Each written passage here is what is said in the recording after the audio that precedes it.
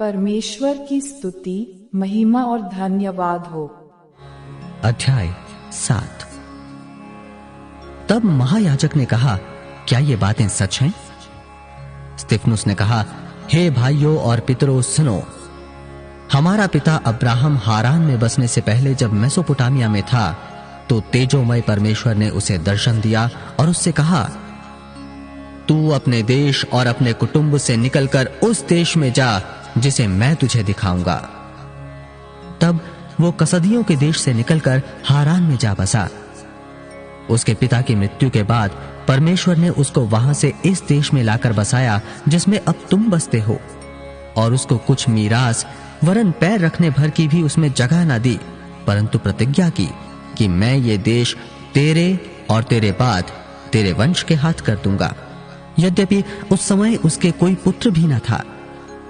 और परमेश्वर ने यूं कहा, तेरी संतान के लोग पराये देश में परदेशी होंगे और वे उन्हें दास बनाएंगे और 400 वर्ष तक दुख देंगे। फिर परमेश्वर ने कहा, जिस जाति के वे दास होंगे उसको मैं दंड दूंगा, और इसके बाद वे निकलकर इसी जगह मेरी सेवा करेंगे। और उसने उससे खतने की वाचा बांधी, और इसी दशा में इसहाक उससे उत्पन्न हुआ, और 8वें दिन उसका खतना किया गया। और इसहाक से याकूब, और याकूब से 12 कुलपति उत्पन्न हुए। कुलपतियों ने यूसुफ से डाह करके उसे मिस्र देश जाने वालों के हाथ भेजा, परंतु परमेश्वर उसके साथ था और उसे उसके सब क्लेशों से छुड़ाकर मिस्र के राजा फिरौन की दृष्टि में अनुग्रह और बुद्धि प्रदान की, और उसने उसे मिस्र पर और अपने सारे घर पर हाकिम नियुक्त किया। तब मिस्र और कनान के सारे देश में अकाल पड़ा, जिससे भारी क्लेश हुआ और हमारे बाप दादों को अन्न नहीं मिलता था।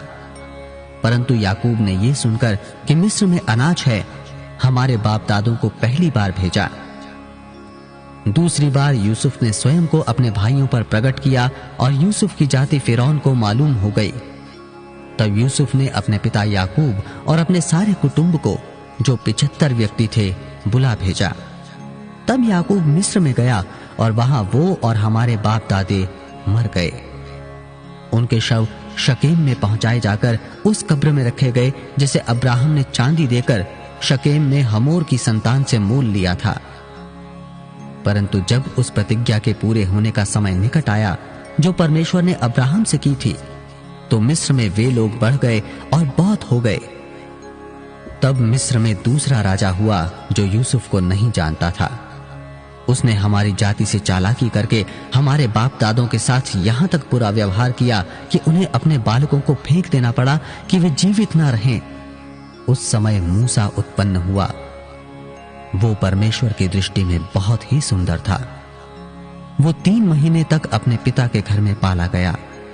जब फेंक दिया गया तो फिरौन की बेटी ने उसे उठा लिया और अपना पुत्र करके पाला। मूसा को मिस्रियों की सारी विद्या पढ़ाई गई, और वो वचन और कर्म दोनों में सामर्थी था। जब वो 40 वर्ष का हुआ तो उसके मन में आया कि मैं अपने इस्राएली भाइयों से भेंट करूं। उसने एक व्यक्ति पर अन्याय होते देखकर उसे बचाया और मिस्री को मारकर सताए हुए का पलटा लिया। उसने सोचा कि उसके भाई समझेंगे कि परमेश्वर उसके हाथों से उनका उद्धार करेगा, परंतु उन्होंने ना समझा। दूसरे दिन जब वे आपस में लड़ रहे थे तो वो वहां आ निकला और ये कह के उन्हें मेल करने के लिए समझाया, हे पुरुषों, तुम तो भाई भाई हो, एक दूसरे पर क्यों अन्याय करते हो? परंतु जो अपने पड़ोसी पर अन्याय कर रहा था उसने उसे ये कहकर हटा दिया, तुझे किसने हम पर हाकिम और न्याय ठहराया है? क्या जिस रीति से तूने कल मिस्री को मार डाला, मुझे भी मार डालना चाहता है? ये बात सुनकर मूसा भागा और मिद्यान देश में परदेशी होकर रहने लगा, और वहां उसके 2 पुत्र उत्पन्न हुए। जब पूरे 40 वर्ष बीत गए तो एक स्वर्गदूत ने सीनै पहाड़ के जंगल में उसे जलती हुई झाड़ी की ज्वाला में दर्शन दिया। मूसा को यह दर्शन देखकर आश्चर्य हुआ, और जब देखने के लिए वो पास गया तो प्रभु का ये शब्द हुआ, मैं तेरे बाप दादों अब्राहम, इसहाक और याकूब का परमेश्वर हूं। तब तो मूसा कांप उठा यहां तक कि उसे देखने का हियाव ना रहा। तब प्रभु ने उससे कहा, अपने पांवों से जूती उतार ले, क्योंकि जिस जगह तू खड़ा है वो पवित्र भूमि है। मैंने सचमुच अपने लोगों की जो मिस्र में है दुर्दशा को देखा है और उनकी आह और उनका रोना सुना है, इसलिए उन्हें छुड़ाने के लिए उतरा हूं। अब आ, मैं तुझे मिस्र में भेजूंगा। जिस मूसा को उन्होंने ये कहकर नकारा था, तुझे किसने हम पर हाकिम और न्यायी ठहराया है, उसी को परमेश्वर ने हाकिम और छुड़ाने वाला ठहराकर उस स्वर्गदूत के द्वारा, जिसने उसे झाड़ी में दर्शन दिया था, भेजा। यही व्यक्ति मिस्र और लाल समुद्र और जंगल में 40 वर्ष तक अद्भुत काम और चिन्ह दिखा दिखाकर उन्हें निकाल लाया। ये वही मूसा है जिसने इस्राएलियों से कहा, परमेश्वर तुम्हारे भाइयों में से तुम्हारे लिए मुझसा एक भविष्यद्वक्ता उठाएगा। यह वही है जिसने जंगल में कलीसिया के बीच उस स्वर्गदूत के साथ सीनाई पहाड़ पर उससे बातें की और हमारे बाप दादों के साथ था। उसी को जीवित वचन मिले कि हम तक पहुंचाए, परंतु हमारे बाप दादों ने उसकी मानना ना चाहा, वरन उसे हटाकर अपने मन मिस्र की ओर फेरे और हारून से कहा, हमारे लिए ऐसे देवता बना जो हमारे आगे आगे चलें, क्योंकि ये मूसा जो हमें मिस्र देश से निकाल लाया, हम नहीं जानते उसे क्या हुआ। उन दिनों में उन्होंने एक बछड़ा बनाकर उसकी मूरत के आगे बलि चढ़ाई और अपने हाथों के कामों में मगन होने लगे। अतः परमेश्वर ने मुंह मोड़कर उन्हें छोड़ दिया कि आकाशगण को पूजें, जैसा भविष्यद्वक्ताओं की पुस्तक में लिखा है। हे इज़राइल के घराने, क्या तुम जंगल में 40 वर्ष तक पशु बलि और अन्न बलि मुझ ही को चढ़ाते रहे? तुम मोलेख के तंबू और रिफान देवता के तारे को लिए फिरते थे, अर्थात उन मूर्तियों को जिन्हें तुमने दंडवत करने के लिए बनाया था। अतः मैं तुम्हें बेबीलोन के परे ले जाकर बसाऊंगा। साक्षी का तंबू जंगल में हमारे बाप दादों के बीच में था, जैसा उसने ठहराया जिसने मूसा से कहा, जो आकार तूने देखा है उसके अनुसार इसे बना। उसी तंबू को हमारे बाप दादे पूर्व काल से पाकर यहोशू के साथ यहां ले आए, जिस समय कि उन्होंने उन अन्य जातियों पर अधिकार पाया जिन्हें परमेश्वर ने हमारे बाप दादों के सामने से निकाल दिया, और वो तंबू दाऊद के समय तक रहा। उस पर परमेश्वर ने अनुग्रह किया, अतः उसने विनती की कि वो याकूब के परमेश्वर के लिए निवास स्थान बनाए।